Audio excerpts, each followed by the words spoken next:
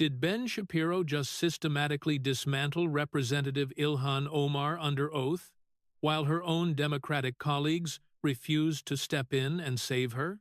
Listen closely, because the United States Capitol has never witnessed a confrontation quite like this. Representative Ilhan Omar's pointing finger was frozen in the air. On the wooden dais beside her water glass, her smartphone was vibrating, placed face down. 3 rows below her, seated at the witness table, Ben Shapiro wore a sharp navy suit without a necktie, a black kippah pinned securely to the crown of his head. He had just deliberately slowed his speaking cadence. Gone was the rapid-fire, machine gun rhythm that had characterized his delivery for the previous 93 minutes.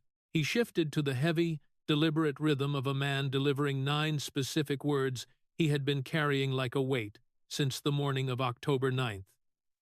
Madam Congresswoman, you didn't throw the bricks. You painted the targets. The entire hearing room seemed to freeze. The phone on the dais vibrated once again. Representative Omar reached for it, but her hand stalled halfway through the motion. The phone vibrated for a 3rd time. She left it untouched. In the 3rd row of the observer seating, occupying seat number 4, sat a 39-year-old internal medicine physician named Dr. Moore Toledano Shapiro. She had been gently turning her wedding band around her left ring finger for the entirety of the morning session. Following her husband's statement, she became completely motionless. In the 4th row, occupying seat number 7, sat a 1-year-old clergyman named Rabbi David Edelman of the Beth Jacob congregation, located in St. Louis Park, Minnesota. He had a single sheet of paper folded neatly inside his suit pocket. He had not opened it once. He did not need to. If there was ever a moment that demanded the nation's undivided attention, it was this exact sequence of events. To fully comprehend how an elected member of the United States Congress was looked directly in the eye, on the official record, on national television, and forced to explain how her specific rhetoric ended up sprayed across the walls of a synagogue, one must examine the chain of events that led to this precise standoff in broad daylight. Nobody in that hearing room was truly prepared for the evidence Ben Shapiro was about to present from his device. Room 2175 of the Rayburn House Office Building, the principal hearing room for the House Committee on Education and the Workforce, was not originally designed for a confrontation of this magnitude. The hearing had been officially convened by Chairman Tim Walberg, a Republican representative from Michigan, for 1,000 on the morning of Wednesday, March 18th.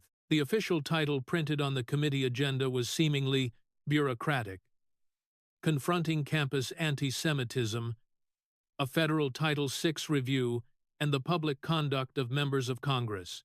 The committee had scheduled 3 expert witnesses to provide testimony.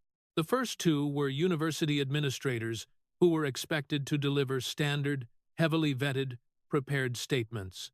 The 3rd witness on the docket was a 2-year-old Orthodox Jewish attorney and media executive from Nashville, Tennessee, named Benjamin Aaron Shapiro.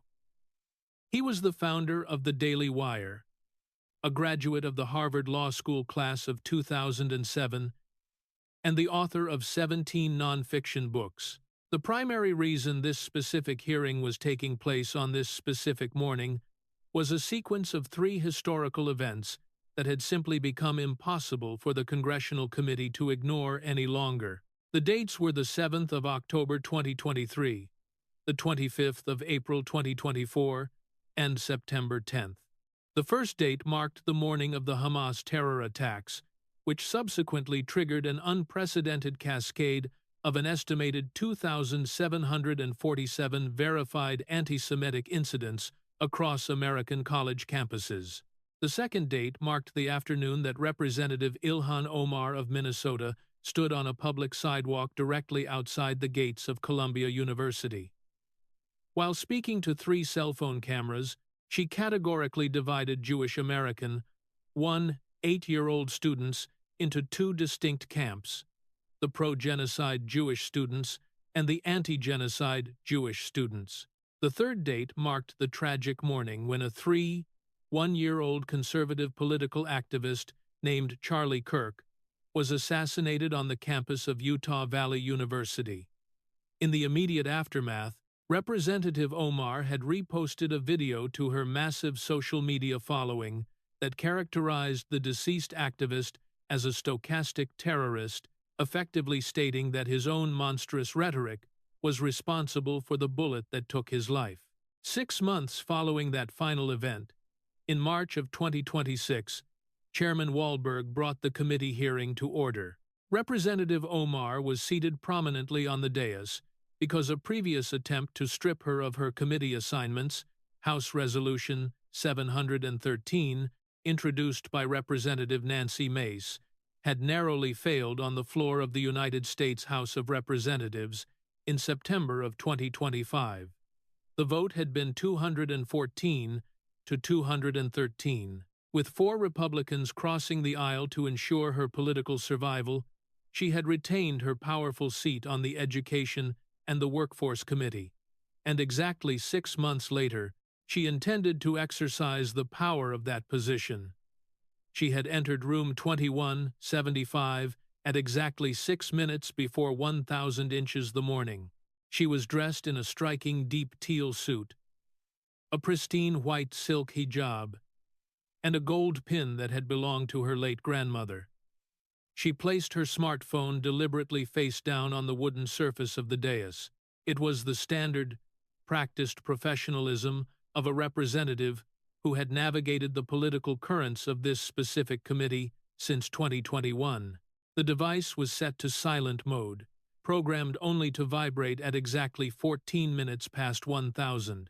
She made the critical miscalculation that would ultimately end her political trajectory. Chairman Wahlberg's voice resonated evenly across the chamber. Having served as a Methodist minister for 14 years prior to his arrival in Congress, he possessed a natural, unforced gravity that did not alter simply because the television cameras were rolling. The committee is now in session. The chair recognizes the witness, Mr. Ben Shapiro, for a 5-minute opening statement. Ben Shapiro stood briefly to acknowledge the chair. He placed his personal smartphone face down on the polished witness table and connected it seamlessly via a thin auxiliary cable to the committee's complex audio-visual system, an arrangement a staffer had meticulously prepared hours earlier. He did not opt to stand at the lectern. Instead, he took a seat. A witness sits. When he began to speak, he utilized the familiar rapid-fire rhythm that had propelled his daily podcast for over a decade. It was incredibly fast, intellectually dense, and sharply declarative. However, he deliberately altered his delivery for his opening sentence, speaking slowly enough to ensure that the sensitive microphones captured every single syllable with crystal clarity. Mr. Chairman, Chapter 2, Verse 5. Be strict in your own actions, but never assume the role of judge over a fellow man's heart. I am not here in this chamber this morning to judge any individual heart in this room. I am here strictly to examine a public record. He immediately accelerated his pace.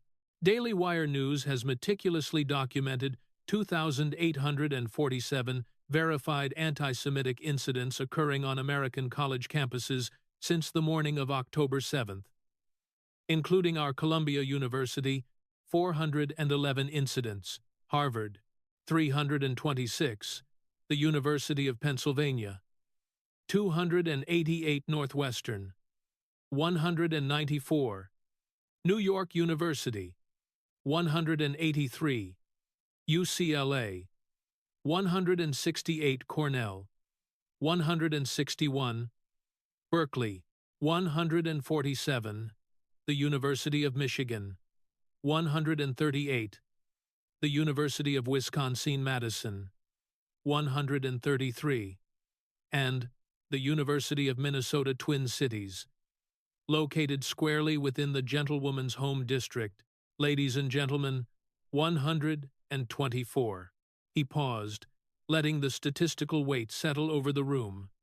Sitting directly behind me, in row 4 of the observer seating, seat number 7, is Rabbi David Edelman of the Beth Jacob congregation in St. Louis Park, Minnesota. Beth Jacob serves a community of 850 member families. On the brisk morning of October 9th, exactly 48 hours after the violent attacks on the State of Israel, 6 of Beth Jacob's beautiful stained glass windows were violently shattered with heavy bricks. Red spray paint defaced their parking lot with the phrase, "From the river to the sea." A note violently taped to the heavy front doors of the synagogue contained a single quoted sentence. That specific line was extracted directly from a social media post published on the 10th of February by Representative Ilhan Omar of Minnesota. He strategically chose not to recite the specific words of the quote at that moment. "I yield the remainder of my time, Mr. Chairman," with one overriding question submitted for the official record, Title VI of the Civil Rights Act of 1964, a monumental law passed by this very legislative body in a chamber merely 200 yards from where we are currently sitting, unequivocally protects every single American citizen from insidious discrimination on the fundamental basis of race, color, or national origin in any program receiving federal financial assistance. Title VI did not magically exempt Jewish American students from its protective umbrella. Ladies and gentlemen, I yield. He placed both of his hands flat against the witness table. 43 seconds still remained on the digital clock tracking his time. Chairman Wahlberg subsequently recognized 2 committee members. Representative Burgess Owens of Utah, a black Republican and former Super Bowl champion, utilized his time to ask Mr. Shapiro about the exorbitant security costs associated with conservative speech on campuses. Representative Bobby Scott of Virginia, the highly respected senior Democrat on the committee, followed by posing a dry procedural inquiry regarding the enforcement mechanisms of Title VI within the Department of Education. It was then that Chairman Wahlberg uttered the parliamentary phrase that ignited the primary confrontation. The chair recognizes the gentlewoman from Minnesota, Miss Omar, for 5 minutes. She did not stand. She adjusted her microphone with practiced ease. "Mr. Shapiro, with all due respect, sir, though I will certainly note for the official record that my reservoir of respect is running incredibly short this morning, I want to begin my time by acknowledging the sheer, unadulterated absurdity of this entire proceeding." She picked up a standard yellow wooden pencil from her desk. She did not use it to write. She merely held it between her fingers as a focal point. "I am a sitting member of this distinguished committee. I have been an elected representative in the United States Congress for 7 long years. I arrived in this country at the tender age of 12, sir, as a traumatized refugee from a sprawling, desperate camp called Dadaab, located in Kenya. My biological mother succumbed to malaria in the war-torn streets of Mogadishu when I was merely 2 years old. My father, who was an honorable high school teacher in Mogadishu before the warlords destroyed our home, raised me entirely on his own in a cramped 1-bedroom apartment in the Cedar Riverside neighborhood of Minneapolis, Minnesota. He did this while surviving on the meager wages of a New York hotel doorman. Statistically speaking, sir, I am not supposed to even be alive, let alone occupying a seat in this room." She raised her finger dramatically. "And yet, we are gathered here this morning to entertain the testimony of a man who has dedicated his entire profession to profiting enormously from the relentless demonization of Muslim women exactly like me. You are a man whose personal Twitter feed was meticulously reviewed as police evidence exactly 93 times by the deranged gunman who confidently walked into the Quebec City Islamic Cultural Center on the chilling evening of January 29th and mercilessly slaughtered 6 of my innocent Muslim brothers during their sacred evening prayers. That is not my political opinion. Mr. Shapiro. That is admitted police evidence. It is the public sworn testimony recorded by the Court of Quebec in the tragic matter of Alexandra Bissonnette. She paused, allowing the gravity of the accusation to hang in the air. Furthermore, you wrote, Sir, in the year 2011 inches the Jerusalem Post, a publication to which you frequently contributed during that era, that, and I quote you directly, half of American Jewry are Jews in name only. End quote. Why? Because, in your highly partisan words, they choose to vote for the Democratic Party. You do not possess the divine authority, Mr. Shapiro, to act as the supreme arbiter of who is authentically Jewish and who is not. You only serve as the arbiter of what rhetoric is currently profitable for your media empire. Your own wife, Dr. Moore Toledano, who is sitting directly behind you right now, is, as you have frequently and proudly noted in your published memoirs, a citizen of the State of Israel. It seems the American taxpayer's relationship to the State of Israel is consistently framed as the unquestioning relationship of a subservient husband to a demanding wife. The American taxpayer is apparently not permitted to simply ask questions without instantly being branded with the label of an anti-Semite. She was speaking with increasing fervor, the pencil tapping gently against the wood. I am routinely called an anti-Semite simply for demanding answers. You are routinely called a brilliant patriot for stubbornly refusing to provide them. Let me be clear. Donald Trump is a fascist. The American people, acting in their collective wisdom, in their deep economic fatigue, and in their palpable fear, elected a fascist, and Charlie Kirk. And may his grieving family find some semblance of peace. Sir, may they find every ounce of peace that this divided country can possibly offer them, built a political movement that, by absolutely every metric available to sociologists, oversimplified deeply complex socio-economic realities by systematically demonizing marginalized outgroups. I publicly expressed my genuine sympathy for his family on the 11th of September, but I will absolutely not sit here this morning on the official record of this congressional committee and pretend that the populist movement he championed was anything other than what it truly was. She physically rotated her body, locking her gaze directly onto Rabbi Edelman, and I will absolutely not pretend that the honorable rabbi in the fourth row, despite his legitimate and heartbreaking personal grief, serves as the singular, undisputed voice for the entire Jewish community of Minnesota. The overwhelming majority of that community, according to every piece of empirical polling data, proudly cast their ballots for me in November 2024. Exactly 81% of Jewish voters in Hennepin County, Mr. Shapiro, voted to send me right back to Washington. Those empirical numbers simply do not lie. A fraught pause descended upon the quiet hearing room. I yield back the remaining balance of my time, Mr. Chairman, she stated firmly.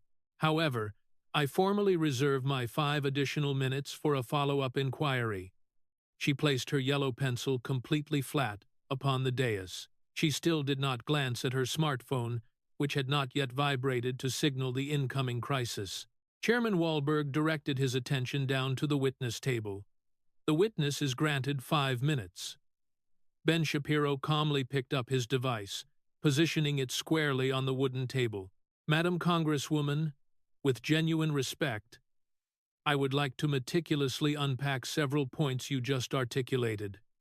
I have no intention of fighting you on the foundational facts. His signature machine gun pacing fully returned. I did write the controversial phrase, Jews in name only, in 2011. I was 27, arrogant, and categorically wrong. I have publicly walked that statement back across 15 years. Regarding the devastating Quebec City shooting, Alexandra Bissonnette was a monstrous individual. The undeniable fact that he obsessively checked my Twitter feed prior to that massacre does not place my hand upon the trigger of his weapon. Nevertheless, I will never dispute the public record confirming he interacted with my account 93 times. I have had to sit quietly with that deeply disturbing court testimony for 9 long years." He paused, gathering his breath for a rhetorical pivot. "But, Mom, you explicitly accuse me of financially profiting from the malicious demonization of Muslim women. Therefore, I would like to formally play into the permanent record of this hearing a brief clip." "Mr. Chairman, may I have permission?" "The chair grants permission," Wahlberg replied evenly. Shapiro tapped his screen. The committee speakers broadcast an archived recording of a tweet from Omar's official 2019 account. "It's all about the Benjamins, baby." Shapiro spoke into the suffocating silence. "Madam Congresswoman, that voice is yours. Benjamins is a cultural reference to the $100 bill. Within the context of your post, you were attempting to explain the legislative influence of the American Israel Public Affairs Committee. Money, Israel, Benjamins, that specific anti-Semitic trope is literally 2,000 years old, documented by Tacitus in the 1st century." He allowed a heavy pause. "On March 7th, this legislative body was compelled to pass House Resolution 183 to formally condemn the rising tide of anti-Semitism. The tally was an overwhelming 407 to 23. That resolution was drafted and passed directly because of your spoken words, Madam Congresswoman. Yours." He tapped his screen again. "Now, Mom, with the continued permission of the chair, I would like to enter one additional piece of audio." Wahlberg nodded his consent. The next piece of audio to emerge from the towering committee speakers was again Omar's voice. This time, it had been recorded during the Council on American Islamic Relations annual fundraising banquet at the Hilton Los Angeles Universal City on the evening of March 23rd. It was a public event, officially recorded by C-SPAN, firmly established in the public record. CARE was founded after 9/11 because they recognized that some people did something and that all of us were starting to lose access to our civil liberties. 18 seconds of audio. Shapiro began speaking before the echoes of the recording had even settled. "Some people did something. 6 incredibly casual words, Madam Congresswoman. 6 words describing the horrific murder of 2,977 innocent Americans. 3 of those slaughtered Americans were practicing Muslims. 22 of them were young children under the age of 16.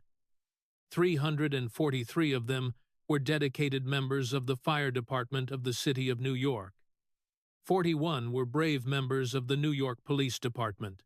55 were dedicated Department of Defense personnel working at the Pentagon. 40 of them were the heroic passengers and crew members of United Airlines Flight 93, soaring over the fields of Shanksville, Pennsylvania, who courageously fought their way into a hijacked cockpit so that the United States Capitol building, the very building, ma'am, situated 200 yards from where we are currently sitting, would not become the 4th smoking crater on the morning of September 11th. He slowed his pace significantly, lowering the register of his voice. "Mom, I am absolutely not sitting here today to indict the undeniable hardship of your refugee story. I am the great-grandson of desperate refugees who fled a small town called Mwawa in central Poland. My great-grandmother, Anna Shapiro, was murdered at the Treblinka extermination camp in October of 1942. Alongside 8 of her closest cousins, we share, Mom, you and I, the heavy inheritance of the refugee, and I will fiercely defend the honor of your inheritance with my dying breath." He paused, ensuring eye contact. "But that inheritance, Madam Congresswoman, comes attached to a profound duty. That duty is the relentless pursuit of precision. Some people did something is not the protective speech of a grateful refugee. Some people did something is the speech of impunity.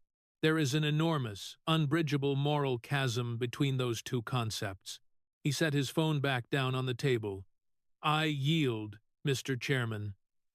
48 seconds still remained on his clock. Up on the dais, the smartphone resting near Ilhan Omar vibrated with urgency. She ignored it. The political tension in the room had escalated dramatically. Omar, a politician who had fearlessly stood on the floor of Congress for 7 years, battling Republican commentators, had just been forced to listen to her own voice weaponized against her. She immediately activated her microphone. Mr. Chairman, I am forcefully reclaiming my time. Wahlberg responded methodically. Madam Congresswoman, the witness was actively responding to your direct inquiry under the provisions of House Rule 11, Clause 2, subparagraph Yea, and I currently have the official rule book open directly in front of me. Mom, the chair maintains the absolute discretion to permit responsive testimony to fully complete a citation. Mr. Shapiro has now officially yielded. You are recognized for your follow-up. Omar's yellow pencil shifted slightly across the wooden surface. She adjusted her angle of attack. Mr. Shapiro, I would like to pivot and ask you directly about the opaque financial structure of Daily Wire Media. Your media conglomerate is, according to the public record, heavily financed by the Wilkes brothers, Dan and Ferris Wilkes of Cisco, Texas, who are well-known billionaire magnates in the oil and gas industry. I demand to know, sir, how a right-wing media organization entirely bankrolled by oil and gas billionaires can possibly claim the moral authority. She was abruptly cut off. Shapiro did not let the rhetorical question hang. He answered the financial inquiry with a barrage of financial data. Madam Congresswoman, the comprehensive financial structure of Daily Wire Media is entirely available on the public record. You can review our Securities and Exchange Commission filings. The company utilizes private investors, fully and legally disclosed under Regulation D. You can consult the State of Tennessee Corporate Registry. You can examine the Federal Election Commission disclosures for the Daily Wire's separate Political Action Committee. Every single document is public. Every single cent is meticulously audited by KPMG. And none of those funds, Mom and I want to emphatically underline this point for the committee, are paid directly to a member of my immediate family who simultaneously operates as a campaign vendor. His blistering pace did not waver for a fraction of a second. But since the gentlewoman has voluntarily decided to raise the complex issue of campaign finance ethics, Mom, I would be delighted to thoroughly address yours. He picked up his smartphone once again. This time, he did not trigger an audio file. He read aloud from a prepared document on his screen. According to the public records maintained by the Federal Election Commission, Mom, specifically the committee filings for Ilhan for Congress, designated by Committee Identification Number C00680930, a document readily available to any American citizen via a federal government portal, your campaign committee authorized payments to the firm of E Street Group, LLC, totaling $2,780,000 during the calendar year cycle of 2020. E Street Group, LLC was, at that specific juncture, a Washington, D.C. based political consulting firm. The senior managing partner of that firm was a gentleman named Timothy Minette. A strategic, devastating pause.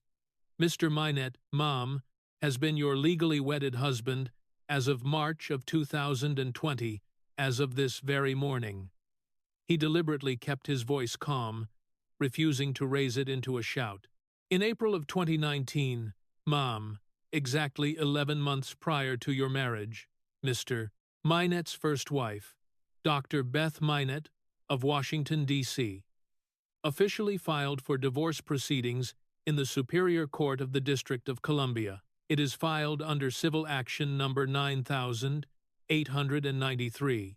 In her sworn legal filing, Madam Congresswoman, which remains a public court record, accessible to any curious American at the courthouse located on the corner of Indiana Avenue and 6th Street Northwest in this very city.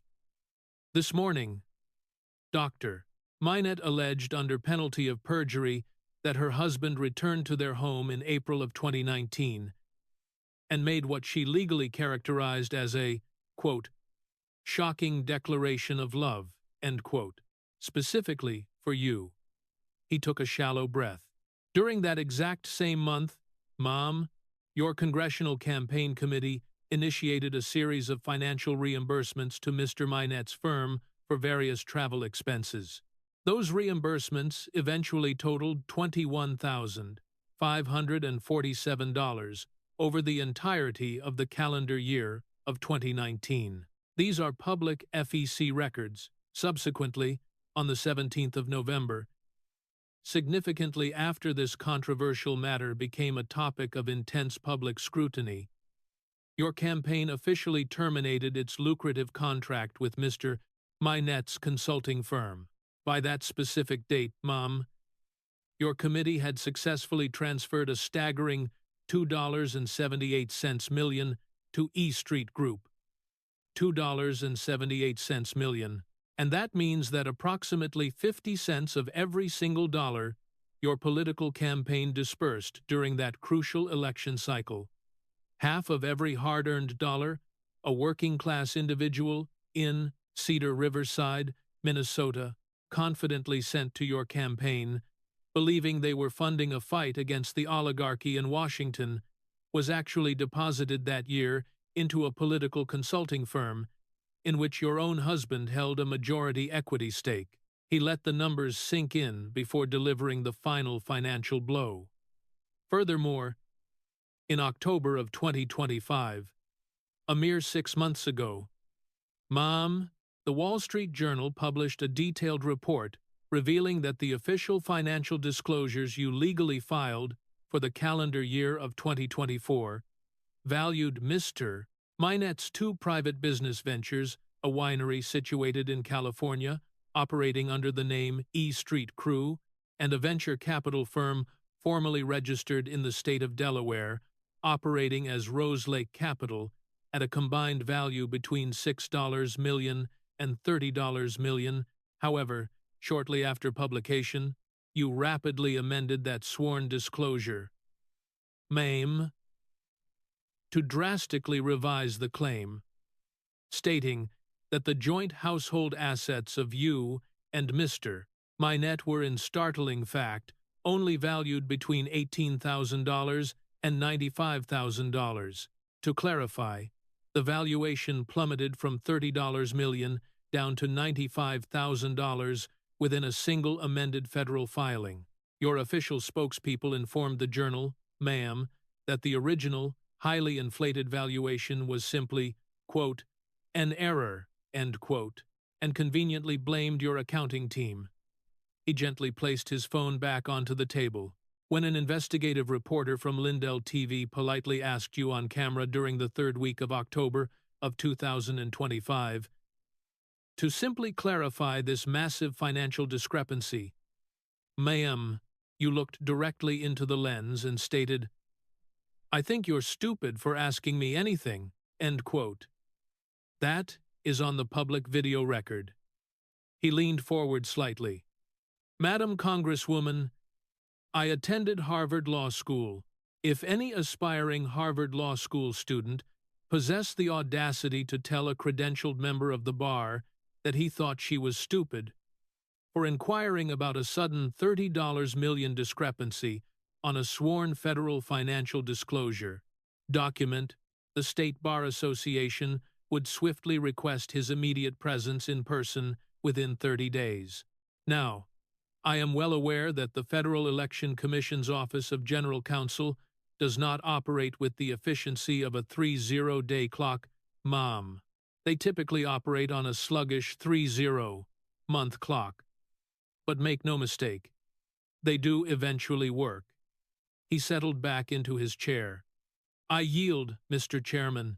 The phone resting on Representative Ilhan Omar's dais vibrated twice in rapid succession. She still refused to pick it up. Omar suddenly stood up. She stood because her political persona was built upon never backing down. She had not lost a high-profile, televised confrontation with a conservative commentator in 7 long years, and she simply refused to believe that the streak was ending now. "Mr. Shapiro," she raised her pointing finger once more, her voice trembling with barely suppressed fury. "I am the first Somali American ever to serve in the halls of this Congress.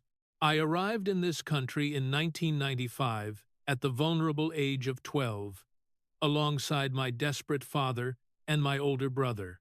After languishing for 4 grueling years in the Dadaab refugee camp, situated on the perilous Somali-Kenyan border, my mother perished from malaria when I was 2 years old, amidst the unimaginable chaos of Mogadishu, during the brutal reign of the warlord Mohammed Farah Aidid.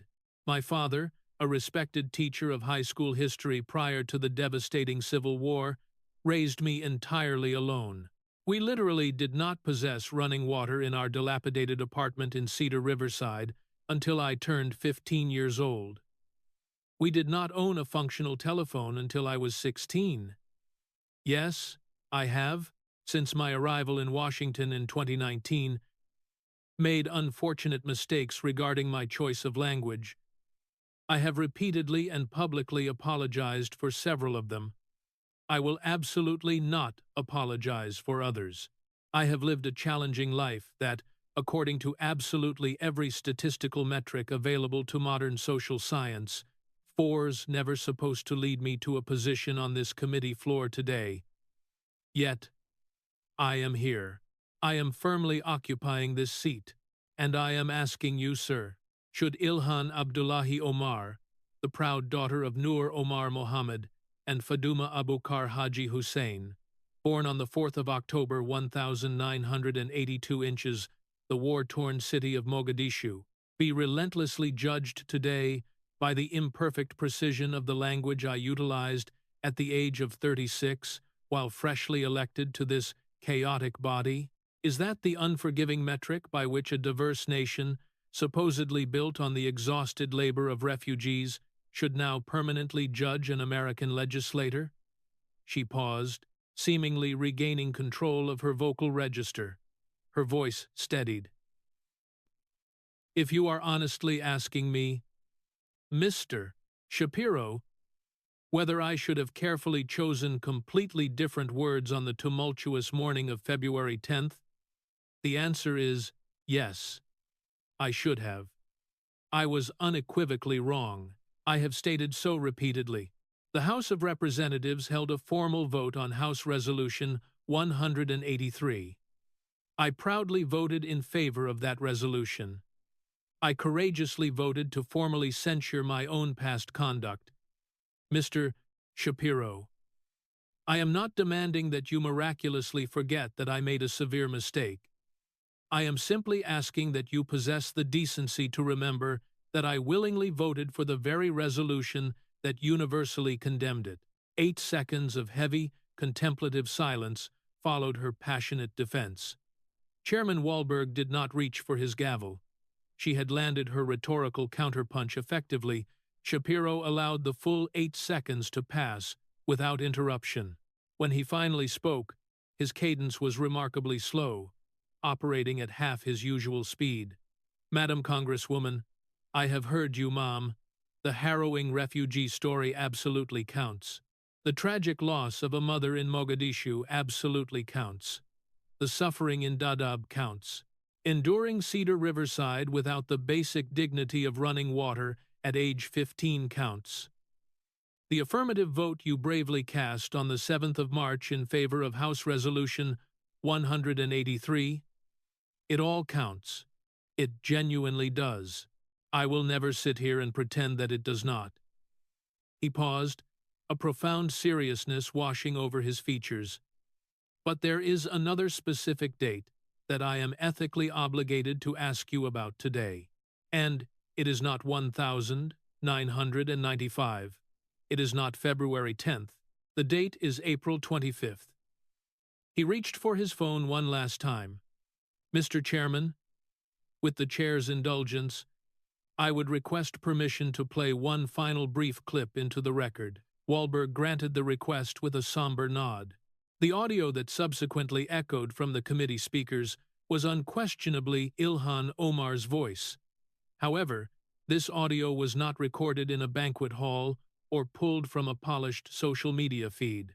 It was recorded by a frantic swarm of reporters on a bustling public sidewalk, directly outside the towering iron gates of Columbia University, on a crisp, clear spring afternoon, exactly 23 months earlier. It was a highly publicized event, indelibly etched into the public record.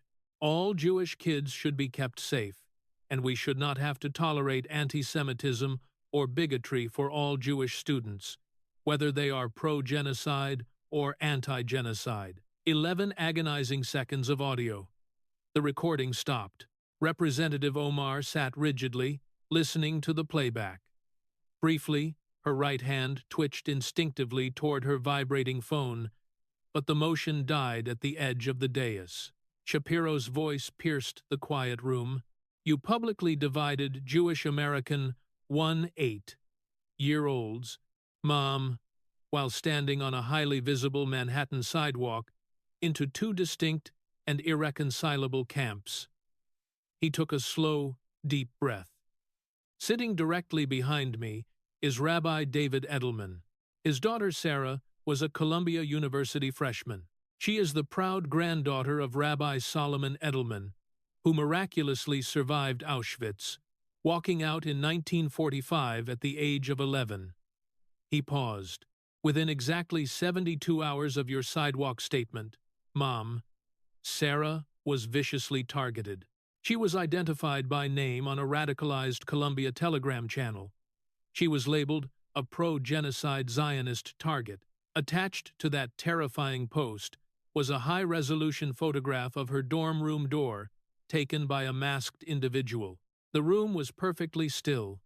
Sarah abruptly moved out of John Jay Hall. She was forced to finish her spring semester remotely from Minnesota. She transferred to Yeshiva University, the historic institution where her grandfather received his rabbinical ordination after surviving Theresienstadt and the typhus epidemic. 3 seconds of utter silence ticked by. 3 distinct generations, ma'am, from Wawa to Theresienstadt to Auschwitz to Treblinka, ultimately leading to a targeted dorm room door. And why? Because you casually uttered 3 devastating words, pro-genocide Jewish students. He carefully placed his phone down. I yield my time, Mr. Chairman. The phone on Omar's desk vibrated 3 times in rapid succession. Her resolve finally broke. She illuminated the screen, then slowly placed it back down. Chairman Wahlberg looked at his official agenda. The chair calls Rabbi David Edelman. Rabbi Edelman rose slowly. He was 51, dressed conservatively in a charcoal gray suit. He walked to the witness table, keeping his eyes fixed forward, never casting a single glance toward Representative Omar. The clerk administered the standard oath.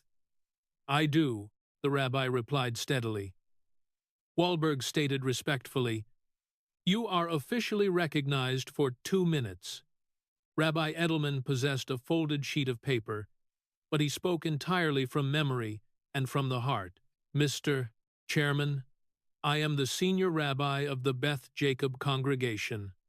My father, Rabbi Solomon Edelman, was born in Poland in 1934.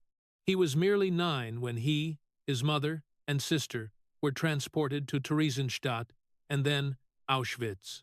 He was 11 on the morning of January 27th. When the Soviet Red Army breached Birkenau, my young father walked out alive. Tragically, his loving mother and sister did not. He emerged as the sole survivor. His voice was devoid of anger. On October 9th, 48 hours after the Hamas terror attacks, 6 stained glass windows adorning our sanctuary were shattered with heavy bricks. The phrase, "From the river to the sea" was scrawled in spray paint. A handwritten note taped to our door contained a single quoted line, extracted verbatim from a tweet posted on February 10th. 2 suspects were eventually apprehended. One assailant, Ethan Carter, had actively reposted the very audio Mr. Shapiro played this morning. Some people did something. My daughter Sarah was an eager freshman at Columbia. Within 72 hours of the Congresswoman's statement, my child was explicitly identified within a radical Telegram channel. They branded her a pro-genocide Zionist target, attaching a photograph of her dorm door. Sarah evacuated. I am incredibly proud of the resilient young woman she has become. His voice thickened with emotion.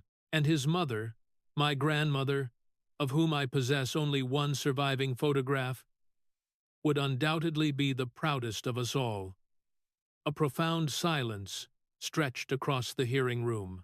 Madam Congresswoman, the rabbi concluded softly, I am not asking for a public apology, your resignation, or financial compensation. I am asking only this vital thing: the next time an elected member of Congress stands upon a public sidewalk and flings the words pro-genocide Jewish students into the ether, that she possesses the moral clarity to remember that spoken words do not remain harmlessly on that sidewalk. They travel. He tapped the table gently. They travel to encrypted telegram servers. They travel to a freshman's dorm room door. And they travel to a quiet synagogue parking lot in Minnesota, arriving violently on the crisp morning of October 9th. My father survived 3 concentration camps before he was 11, painstakingly rebuilding the community stolen from him. We simply do not possess the historical luxury of comfortably forgetting that the careless words we deploy for political gain today will inevitably be read tomorrow by a radicalized man holding a heavy brick. That is the message I traveled to convey. I yield. Omar, sensing the devastating impact of the testimony, immediately attempted to seize control. Mr. Chairman, I formally object to the Wahlberg, interrupted her firmly with a single rap of his gavel. Gentlewoman, please, the Rabbi Edelman has not yet concluded. Madam Congresswoman, I am completely finished, Rabbi Edelman stated quietly. Mr. Chairman. Then the chair officially excuses Rabbi Edelman, accompanied by the profound gratitude of this entire committee. Wahlberg declared. On the elevated dais, Omar's phone vibrated twice more in quick succession. She stubbornly refused to look at the screen. Chairman Wahlberg directed his eyes downward, consulting his printed agenda. The chair now recognizes, acting upon a point of personal privilege concurrent with the established jurisdiction of this committee, the distinguished gentleman representing the state of Missouri, Congressman Wesley Bell, for exactly 1 minute.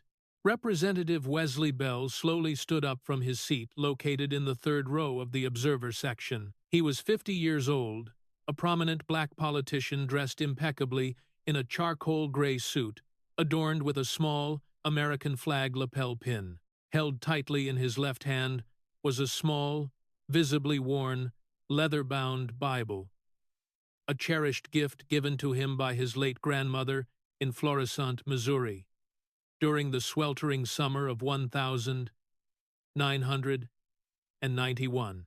As he stood, he deliberately avoided making eye contact with Ben Shapiro. He also avoided making eye contact with Ilhan Omar. His gaze was locked firmly upon Chairman Tim Wahlberg. Mr. Chairman, thank you kindly, sir, for granting me the privilege of addressing this chamber. I stand before you as a proud member of the Democratic Party. I have the distinct honor of representing the incredible people of the 1st Congressional District of the state of Missouri that encompasses South St. Louis, significant portions of St. Louis County, the resilient city of Florissant, the city of Hazelwood, and the historic city of Ferguson. I took the solemn oath to serve in the United States Congress on the 3rd of January. I am standing here this morning, Mr.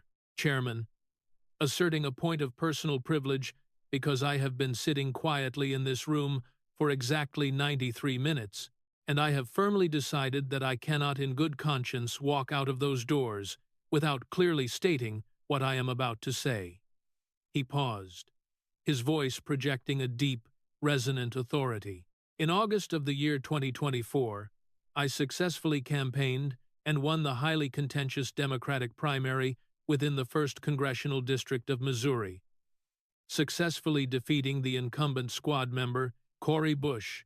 That specific electoral campaign rapidly evolved into the most brutally expensive Democratic primary contested anywhere in the United States during that cycle. And the absolute decisive issue that defined that race, ladies and gentlemen of this committee, was the subject of Israel. My loyal constituents, the hard-working everyday people residing in South Street, Louis, the citizens of Ferguson, the residents of University City, they are the ones who sent me to Washington, and they sent me here because they were fundamentally exhausted, sir.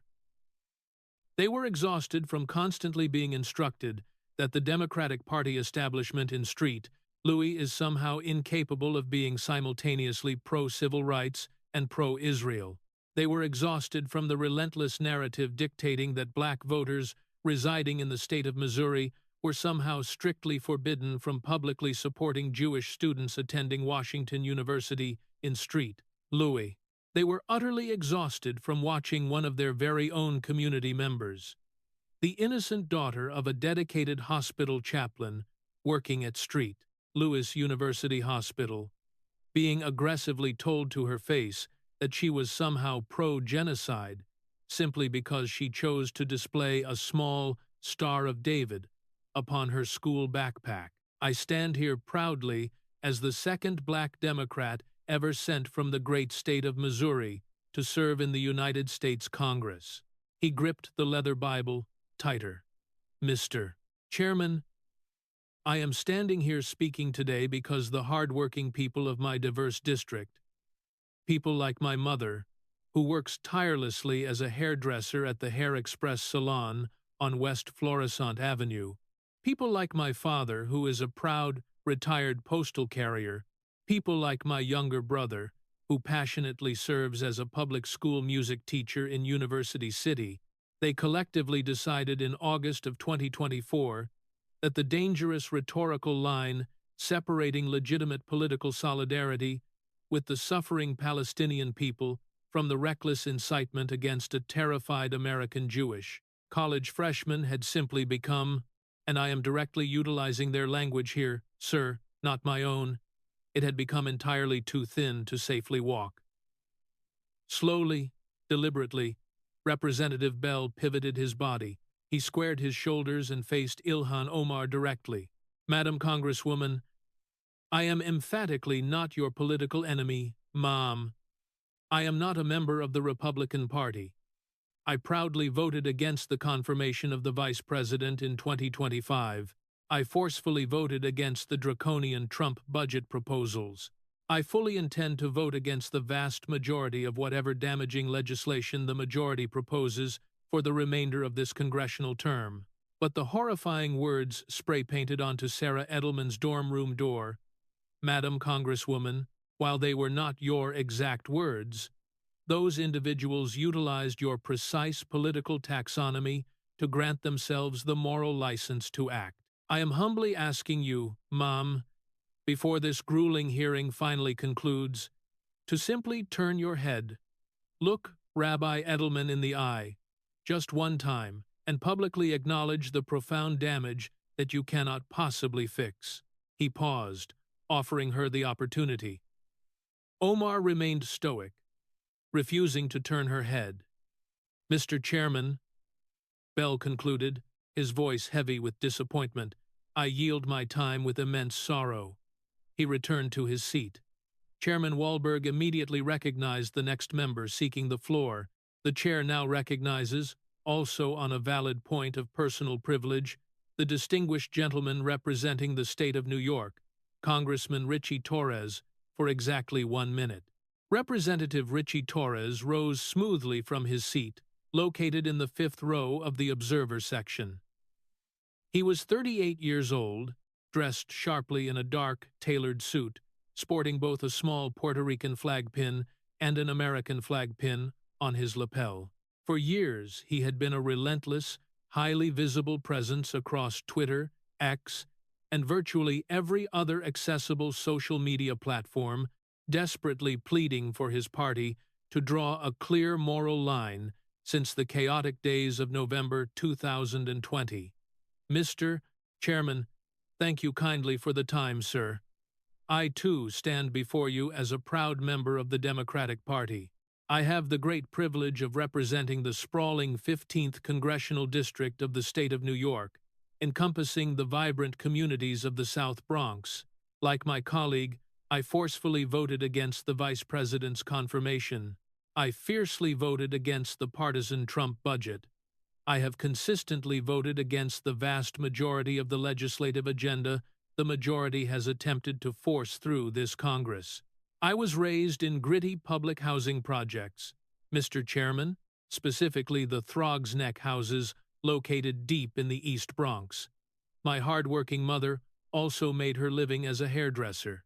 I was raised entirely by a resilient single Puerto Rican mother in a tough neighborhood where, back in 1995, when I was merely 7 years old, the median household income hovered around a desperate $12,400 per year. Torres' voice echoed with undeniable conviction.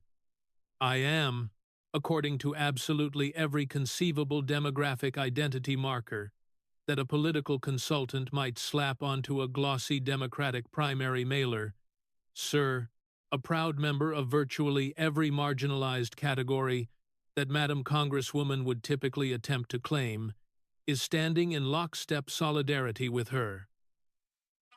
I am Latino. I am openly gay. I am a practicing Catholic. I was raised in profound poverty by an immigrant single mother in a forgotten neighborhood that the rest of elite New York City had conveniently decided to ignore. He paused, ensuring his next words carried maximum impact. And yet, I am absolutely not standing with her this morning. He turned sharply, directing his intense gaze squarely at Representative Omar. Madam Congresswoman, with all due respect, ma'am, I have utilized absolutely every public platform available to me since the turbulent year of 2020, practically begging the influential Progressive Caucus, a powerful bloc to which you proudly belong, and to which I proudly do not belong, to draw the moral line clearly, unequivocally, and publicly on the official record. A line separating legitimate, heartfelt solidarity with the suffering Palestinian people from the vile, dangerous dehumanization of American Jews. I have been desperately calling for that specific line to be drawn for 6 agonizing years. And on the 25th of April, ma'am, you recklessly crossed it. Pro-genocide Jewish students versus anti-genocide Jewish students. Madam Congresswoman, in the tough neighborhoods of the South Bronx, where I grew up, we did not maliciously divide the local Jewish kids playing on the crowded corner of East Tremont Avenue and Boston Road into absurd categories of pro-genocide and anti-genocide. We simply called them the Jewish kids. They walked safely to our local public schools alongside us. They attended their synagogue. Their grandfathers skillfully repaired our broken radios. Their mothers patiently taught us mathematics. The dangerous political taxonomy that you callously applied on a crowded sidewalk in Manhattan on the 25th of April was never merely a taxonomy. It was a potent, dangerous license to hate. I yield my time, Mr. Chairman. He sat down abruptly. The sprawling expanse of Rayburn 2175 descended into stunned, absolute silence. The implications were monumental. A prominent black Democrat from Missouri, who had just recently ousted a famous squad member in the most brutally expensive Democratic primary in American history, and a rising star Latino Democrat from the Bronx, a gay Catholic man raised in challenging public housing by a single immigrant mother, had both, on the official record and broadcast live on C-SPAN, explicitly refused to offer even a shred of defense for her actions. Chairman Tim Walberg broke the heavy silence. Mr. Shapiro, you are granted 3 minutes to deliver your closing remarks. Ben Shapiro deliberately slowed his rapid cadence. He maintained his seated posture. Madam Congresswoman, I am going to attempt to do something that the honorable gentleman from the Bronx respectfully requested you to do. I want you to forgive me for taking this liberty because I believe it is the only productive action left to take as this morning draws to a close. He took a slow breath. I desperately want you to know, Mom, that I truly see you. I acknowledge and respect that you arrived in this country in 1995 as a terrified 1-2-year-old child. I recognize the profound tragedy that your mother died in Mogadishu when you were merely 2. I comprehend the stark reality of the Dadaab refugee camp in 1993. I honor what your devoted father sacrificed to extract you from that despair. I understand the freezing reality of what the Cedar Riverside neighborhood felt like during your first winter in Minneapolis, huddled in a cramped apartment entirely devoid of running water. I know these things. He leaned forward, his voice softening. I know them because I, too, am the great-grandson of desperate refugees. My resilient great-grandmother Anna Shapiro, born in Poland in 1898, was systematically murdered at the Treblinka extermination camp in October of 1942, dying alongside 8 of her closest cousins. My beloved grandfather Daniel was born in the bustling streets of the Bronx, merely 6 blocks from where Congressman Torres was raised. He lovingly taught me to chant the sacred Shema prayer when I was 4. My brilliant wife, Moore, sitting directly behind me, was raised in Tel Aviv. Her brave father served honorably in the Six-Day War. She is a respected physician today entirely because her determined parents boarded a one-way flight in 1972. We genuinely share a profound refugee inheritance, Madam Congresswoman, you and I. He paused, ensuring the emotional weight resonated. But that sacred inheritance comes permanently tethered to an unyielding duty. The solemn requirement to constantly remember that the careless words we deploy in public do not simply evaporate into the ether where we say them. They travel. On October 9th, your words traveled violently through the air, crashing through a delicate stained glass window at a peaceful synagogue in Street Louis Park. Your specific words traveled directly to a terrified freshman's dorm room door inside John Jay Hall. On September 10th, less than 12 hours after Charlie Kirk's lifeless body was carried out of Utah Valley University, your words traveled directly to a town hall where you callously described the very men and women who requested civil debate as being full of expletives. He shook his head slowly. Words travel. Mom, as instructed by Pirkei Avot, be strict in your own actions, but never assume the role of judge over a fellow man's heart. I am unequivocally not judging your hidden heart today.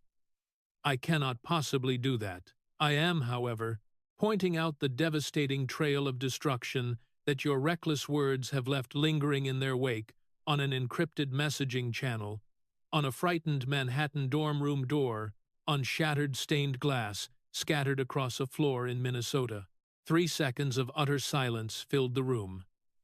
You didn't throw the bricks, Madam Congresswoman. You painted the targets. 3 agonizing seconds dragged by. I yield my time. The smartphone resting upon Representative Ilhan Omar's desk erupted, vibrating 4 consecutive times.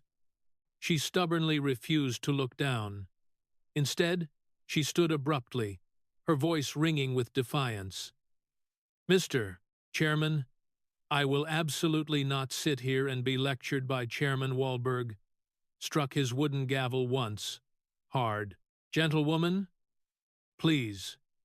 She desperately attempted her trusted parliamentary maneuver. Mr. Chairman, I am aggressively reclaiming my remaining time. Wahlberg's tone brokered no further debate. Madam Congresswoman, the witness has officially yielded back his time. The chair is going to ask the esteemed ranking member, Mr. Scott, whether the minority possesses any formal objection to a parliamentary motion to permanently suspend any further questioning of this witness. Bobby Scott, the deeply respected senior Democrat, slowly stood up. He spoke in a voice so quiet that the sensitive microphones nearly failed to capture the audio. Mr. Chairman, the minority registers absolutely no objection to the chair's discretion in this matter. Omar turned her head slowly toward the senior Democrat who had just sealed her political fate. She looked desperately toward her closest allies, but they stared blankly at the floor. Defeated, she whispered, I yield. Following a recess, her seat on the elevated dais remained glaringly empty. She had quietly exited through a discreet side door, walking out entirely alone into the Washington afternoon. The profound reverberations radiated outward. In Minnesota, Rabbi Edelman sat silently in his vehicle, staring at the restored stained glass windows of his congregation. In Manhattan, Sarah Edelman closed her chemistry textbook to attend evening prayer service at Yeshiva University. In the South Bronx, Representative Richie Torres sat at his mother's kitchen table, gratefully consuming a homemade meal. In Missouri, Representative Wesley Bell sat idling in a high school parking lot, quietly reading a verse from the book of Micah.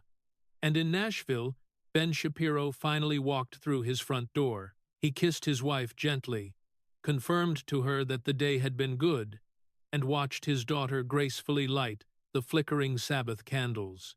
The ensuing months delivered relentless accountability. Omar's chief of staff resigned.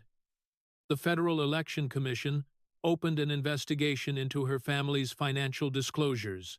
A groundbreaking piece of legislation mandated the strict public disclosure of all congressional social media activity. Sarah Edelman bravely returned to Columbia University to speak eloquently on religious safety, publishing an op-ed in the Wall Street Journal. The Beth Jacob congregation received a wave of unsolicited donations, allowing Rabbi Edelman to commission 3 magnificent stained glass windows for the sanctuary. The final window was inscribed with 3 Hebrew words, Lo Nishkach,